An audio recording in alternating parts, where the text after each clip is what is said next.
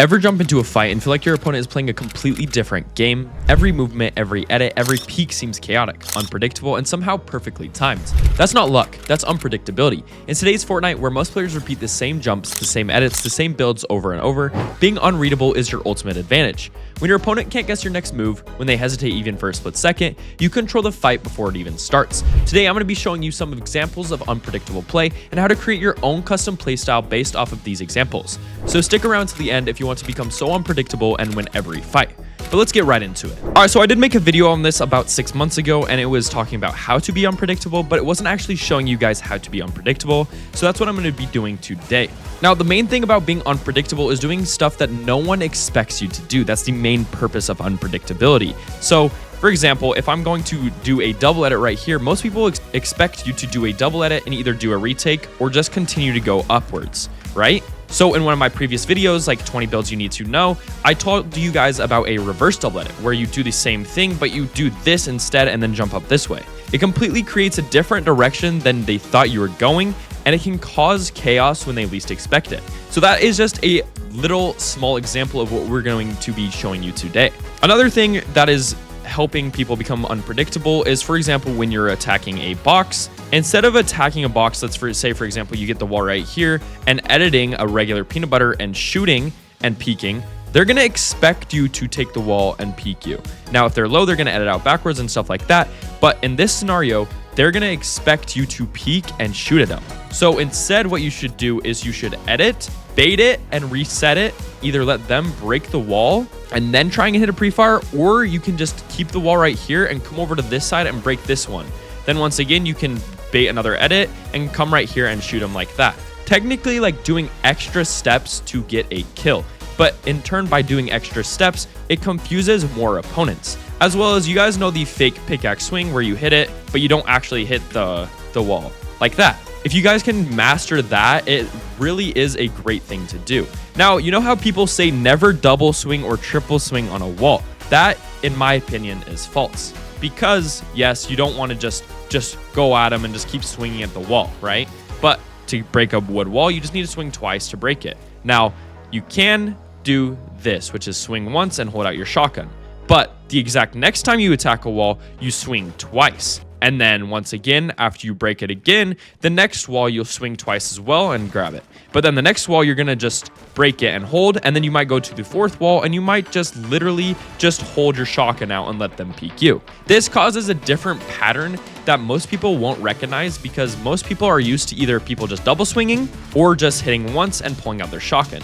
And by disrupting that pattern, they won't be able to recognize what you do from here on out. Another thing you guys need to be doing is baiting your reloads and like healing. So for example, if someone hits me pretty hard like this, like they hit me pretty hard and I back up, create space like I would in a normal fight, and they keep pushing my wall, I might start healing and I might start baiting the hill. What this will do is make them try and push me as fast as possible. And when people push you as fast as possible, they usually make major mistakes like double swinging, triple swinging, or just like most players will drop down if they're above and just be right here, which you can easily get a full box on them and a pump shot, and then they have to heal, but you can heal as well. So I recommend doing stuff like that. Reload your weapon. Like literally just start reloading your weapon and just bait it. If you shoot multiple times, let's say for example I shoot my AR, you just start reloading, they'll hear the sound, you pause the AR, and they might drop down on you and you can get a shot off. Now, another thing you guys can be using is similar to all of this stuff over here, is once again, if we are attacking a box and let's say you break this once again, you do the edit, but then you jump off this side and then you come around this side. It's just creating stuff that they don't think you'll do. Usually if you do this edit and you jump up, they will expect you to go to the back. But if you go from up here and jump around and come down to the side and then you attack there, that will make it way different than most players. And you can just keep doing the same thing. You don't even have to necessarily just attack the one side. You can just jump back and forth, go around, come this way, and then come back down. And if they're still in the box, just get a shot off, re-edit, bait it, whatnot. So that is another thing you guys need to be using. As well as, like, for example, if you're running away from someone that's trying to beam you, you guys got to use unpredictable patterns. A lot of you guys just literally strafe back and forth, which is better than running in a straight line. Run in a straight line, you're going to get beamed no matter what. But strafing from the side, it doesn't really look like you're doing anything. So instead of just strafing alone like this, add like random bursts and like stuff like this, as well as just like random crouches and like even little random jumps. I know a lot of this will seem very like obvious to you guys, but a lot of you guys actually don't do this when you are in those fights. So I recommend doing that more. Another thing about unpredictability is sometimes doing the most predictable thing is the most unpredictable thing, if that makes sense. For an example, we're going to take it like the double edit again. If I'm going up and I'm going to double edit and someone's above me, they're going to try and predict me with a like wall or placing a wall to the side and full boxing me like that, for example, right? I mean, obviously they can still hit me from there, but that's what someone would do that is at a higher skill level. So instead of just double editing and just running into this wall, you can literally just double edit and hold out your shotgun. Because if you just hold out your shotgun, no matter what edit they'll do, you'll be able to get the first shot off, which is the most important thing in most fights. Once again, it could be something like they place the wall and you just go edit up and then you can come down. Like something like that. Most people will expect you to either just run against the wall, try and break the wall, or try and jump out to the side, or once again go up. But sometimes doing the most predictable movement is the best movement because they'll think you don't want to do that movement, if that makes sense. Another thing you guys need to be doing is like just creating random stuff. You know those people that you fight in like zone wars or in 1v1s that as soon as they get height, they just spam cones? That's actually something that is considered unpredictable in with what I'm talking about. The reason they spam cones is because it completely blocks off you from literally doing anything. And as well as placing this many cones, when you do get up, the amount of space they have created for themselves is absolutely absurd. They can use these cones in different ways, and if they do get you in a full box in this entire area, you are just straight up cooked. So this is another unpredictable thing, or placing stairs, or just doing random stuff like rotating your stair down and going down and then rotating it back and then jumping to the sides and just doing random movement like that. Most people won't expect you to do that. And a great thing with unpredictability is pre-edits. A lot of you guys have your pre-edits set off. I actually don't because I will use them sometimes. But you can literally run full-on 1v1s without using your walls, like your regular walls at all like this. But you can still win if you just use your wall like this. Because if you place this wall while you try and full box someone, yes, it will have openings like this. But most of the time you won't get every single wall. So they'll have one wall and you can still place a cone on top like this. So they still won't be able to jump up, but now you have 3 openings on them and usually they're in their build mode like this. So there is no way you can miss a shot. Another thing with this is like, once again, having like a double window or just even a single edit window pre-edited, because most people when you place a wall, they expect it to just be a regular wall. But if you place a wall with a hole in the middle of it, they're going to be completely thrown off guard and you can get a shot. When you watch most pros in endgames, when they're like pushing a team and they know the team is low or like they just need that surge and stuff like that, you will see one person break the wall, or 2 people, depending on if it's trios, duos, or squads.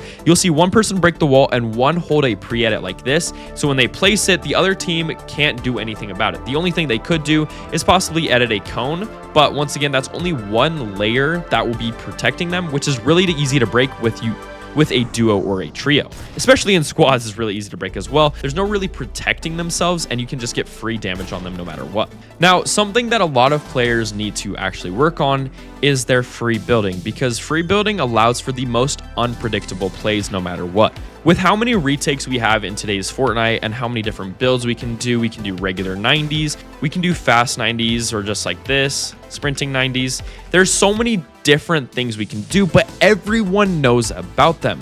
So the nice thing about retakes is that you can use multiple different retakes in order to create unpredictable patterns. So for example, you do a triple edit, then you might jump to the side like this, then you might do a double edit, but instead of doing a double edit, you do a retake like this, and then you do another double edit, but you place high walls. And after you do that, then you just can do another triple edit. It's just creating a bunch of chaos in your builds. It leaves it for no pattern recognition. If you just keep doing different retakes every time, or if you do like 2 of the same retakes right after each other, and then you do 3 different retakes right after that, and then you do another different retake after that, it leaves no room for someone to recognize the patterns you are building. which pattern recognition is one of the things that most players use to combat enemy opponents. It literally will confuse anyone. Even top tier players lose to players that have more unpredictable ways of playing, because once again, pros are used to the cookie cutter playstyle, which is just doing the same thing over and over again, creating one small box or two small boxes and not doing anything else. And so they can just key and get the free kill. But if you create multiple different things, like for example, instead of creating two boxes, you create more of a zigzag, something like this, it leaves multiple angles for you to play off of. And they have to push from all of these angles, as well as once you get hit or if something goes wrong, you have multiple layers to defend yourself. So just place unpredictable builds, as well as, like, once again, if you guys have pre-edits enabled, which I recommend you doing, after a while you get completely used to it, you can just do stuff like this. If you guys ever watched like in older Fortnite that people would just spam these and build like 90s like this, it literally worked because no one could combat it at all, because it just looks so absurd and you don't know where to spray from. So doing something like this and just spamming walls and all of this as well, look how confusing this looks. You won't know what to do. The only way to be unpredictable usually is by confusing yourself as well, but then learning your own patterns by confusing yourself. That might sound completely absurd, I know, but that's the main thing with unpredictability. It sounds absurd until you get it right. And once you know how to play unpredictable, you actually create your own patterns of playing unpredictable that people will not be able to focus on, if that makes sense. Once again, some more examples is like double editing like this, but instead of going that way, you jump off to the right side. Another thing is like if you go for a quad edit and you reset this, instead of resetting your cone, you can just come out this way instead. And then instead of double editing or triple editing out this way, you can in turn reset this and go back this way and just do different stuff like that. Those are just examples. But once again, the nice thing about unpredictability is you get to create your own custom playstyle to you no matter what, which makes it so hard to counter because no one plays a custom playstyle right now. It is all the exact same stuff once again. So create your own custom playstyle by using stuff that I just showed you or other random stuff like that, and just go confuse the living hell out of your opponents, because genuinely, what is that and how do I combat that? If this video helped you out, make sure to leave a comment about your weirdest move in Fortnite. Also, make sure to leave a like and subscribe to help me on my grind towards 100k subs. And remember, videos are out every Tuesday and Friday at the same time. Make sure to use code FLOWN in the Fortnite item shop as well. I love you all. Have a great rest of your guys' day, and I will see you guys in the next video. Peace, guys.